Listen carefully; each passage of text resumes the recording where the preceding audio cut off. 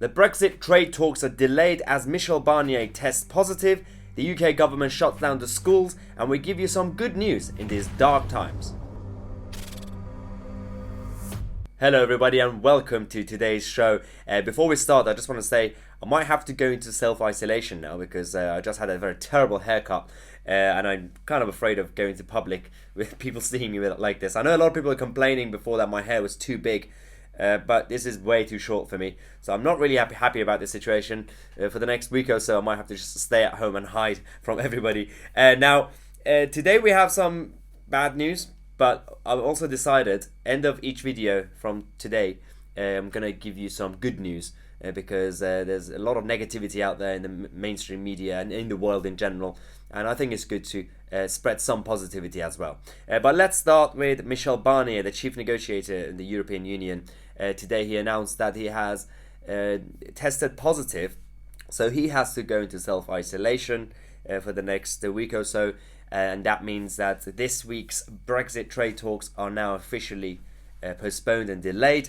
Now the European Union are now continuing to push for the transition period to be extended, and Boris Johnson's government repeatedly said that we're not going to be doing this. Now Michel Barnier is going to be out of action for a while, and this they've also mentioned that his team, because they've been working with him closely, are also going to self-isolation just to be sure. He has tweeted that I am doing well and in good spirits. I am following all the necessary instructions, as is my team.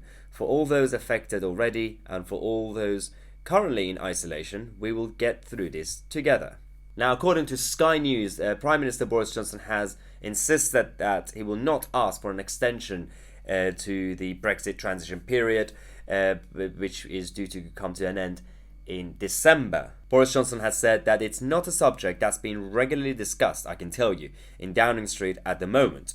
There is legislation in place that I have no intention of changing. So that means the current situation is basically the trade talks are being delayed. They have said that they are trying to resume next week at some point, but they can't really do it in person, and the European Union officials are kicking off because they don't want to do it via Skype or conference calling, because they say it's not the same as sitting around the room in person, drinking our champagne and eating our caviar.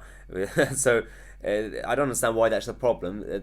Multinational companies constantly have meetings via video call, and international leaders across the world have discussions over the phone or again via video call. I don't understand why they're being so difficult, but we have to see if next week's going to happen. The situation is being delayed, but the transition period is still fixed at the moment. It's still December.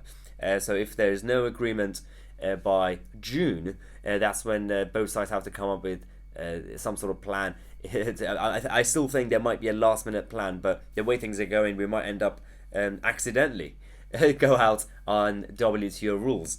Now we have some hardcore Brexiteers like Marc Francois also warning the European Union and telling them to behave. Marc Francois has ordered the European Union negotiators to restart Brexit trade talks. No reason to delay, he has insisted. Marc Francois, who's the chairman of the Eurosceptic European Research Group, the ERG, was speaking as speculation mounted that the delay was imminent in response to the escalating situation when it comes to health. He's told the Daily Express that fortunately modern technology such as video conferencing and now Skype makes it perfectly possible to negotiate over a distance without having to physically be in the same room. As I said, I don't see any reason why both sides can't just behave like adults and be more flexible. So the timeline, when you look at the timeline, there's not enough time if they continue delaying it because of the current situation. The Brexit timeline shows that by the end of June, that this is the deadline we have for extending the transition period, and we have to kind of know where both sides actually are. End of December, if there is going to be a deal agreed and ratified, then the 1st of January is the first day of the new trade deal and the new future relationship. But if not, then this is the end of the transition period and we'll be leaving without a deal. Now, in the middle of all these, the European Union, we mentioned this yesterday, until now they've been very passionate and proud of their federalist project, saying we are now just one big country. The continent of Europe is just one big family. We don't really have borders anymore. We don't really, we have flags, but there's only one main flag, which is the EU flag. Because of the current situation, each country has actually gone back to focusing on being a nation state, and the European Union can't really do anything about it. Now we know even Germany, one of the top countries of the European Union, are also being more focused and, well, selfish basically, to look after their own people. They've shut down their borders. Austria shut down their borders. Each country are now looking after their own citizens, and this is the whole problem with the EU. Until now, they've been pretending that we are now all the same. Basically, we're like the United States of America, but in Europe. Not really. That's why Ursula von der Leyen had to be forced to come out and actually make a statement saying, oh, actually, yeah, we are going to close down the borders and ban travel.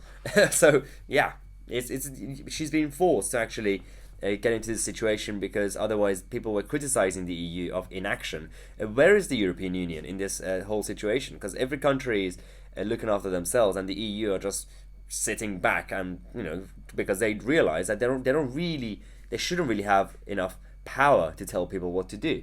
Now, this is the map. When you look at the countries in Europe, which countries are currently banned from traveling to America, and it is actually the majority of the countries in Europe, and this is why the EU had to also implement a similar policy from across the world. Now, as most of you have heard, yesterday the UK government have also announced that they are now shutting the schools from as of Monday. Next Monday, schools are going to be shut. They try not to force this policy, but because of the pressure that they've been getting from the mainstream media and everybody out there, and the escalation in the whole situation, they were forced to finally close the schools. Now, this is a statement Gavin Williamson, the Education Secretary, made. I know the situation has become increasingly challenging.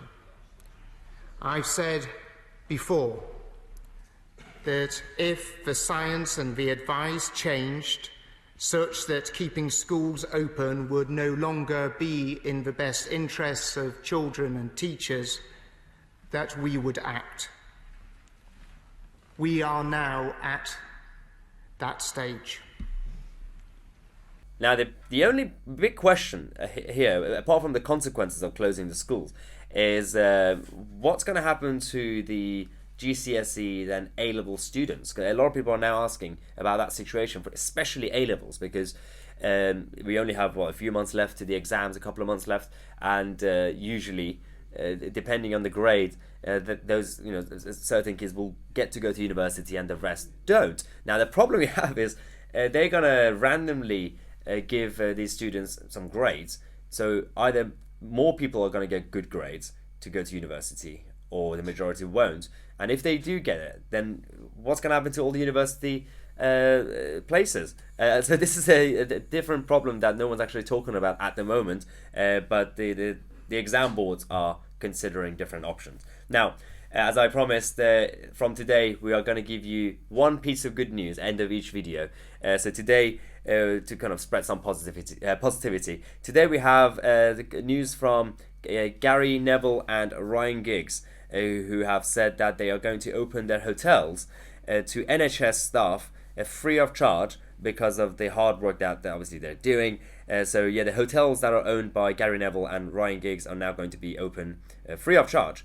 Also, we have Pret doing the similar thing. Dear NHS workers, your hot drinks are on the house from today, and we'll take 50% off of everything else. Thank you for everything you're doing. We look forward to serving you.